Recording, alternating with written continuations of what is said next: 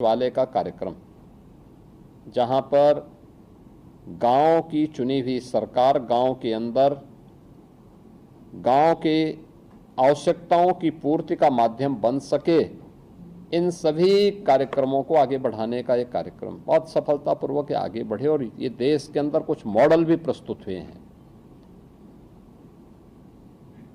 वर्ष 2025-26-27 के बजट में हम लोगों ने घोषणा की थी कि प्रदेश सरकार डिजिटल सशक्तिकरण की दृष्टि से प्रदेश के अंदर 8,000 डिजिटल एंटरप्रेन्योर को आगे बढ़ाएगी, जिसमें 50% महिलाएं होंगी।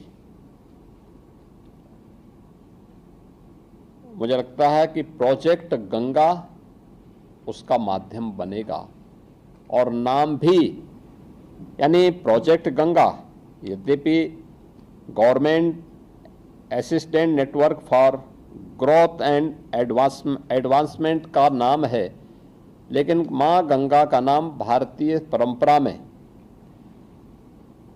हिमालय से लेकर के यानी गंगोत्री से लेकर के गंगा सागर तक भारत की एक ऐसी जीवनदायिनी नदी के रूप में है, जिसने उत्तर भारत को यानी दुनिया की सबसे अच्छी उर्वरा भूमि उत्तर भारत को दी है और जिस भूमि से दुनिया के पेट को भरने के लिए प्रचुर मात्रा में खाद्यान्न उत्पन्न होता है। यानी आत्मनिर्भर भारत की संकल्पना का आधार, भारत की एकात्मता का आधार मां गंगा बनी है। और आत्मनिर्भरता हो या विकसित भारत की उन संकल्पनाओं को, जिसके लिए भारत के बारे में कहा जाता है कि ये कभी सोने की चिड़िया थी, तो मां गंगा के आशीर्वाद से ही संभव था। क्योंकि खाद्यान्न उत्पादन में भारत की भूमिका मां गंगा जैसी पवित्र नदियों के कारण ही संभव हो पाया है। और प्रोजेक्ट का नाम भी यानी इस पूरे अभियान का नाम ही प्रोजेक्ट गंगा है, तो मां गंगा का नाम जुड़ना अपने आप में एक सुखद अनुभूति इस पूरे कार्यक्रम के साथ करता है। इसके लिए प्रदेश के अंदर बहुत सारी स्कीम हमारी पहले से चल भी रही हैं। यानी यह अब तक डिजिटल एंटरप्रेन्योर जो कार्यक्रम आगे बढ़ना है, इस कार्यक्रम में लास्ट माइल डिजिटल कनेक्टिविटी की सुविधा हिंदुजा ग्रुप उन गांवों में उपलब्ध करवाएगा जहां पे वह डिजिटल एंटरप्रेन्योर अपना कार्यक्रम आगे बढ़ाएगा।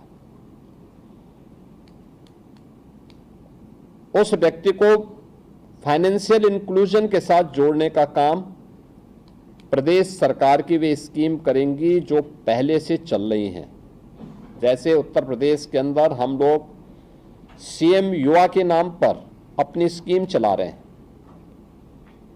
इसमें किसी भी ऐसे व्यक्ति को जिसे इस फील्ड में आगे बढ़ना है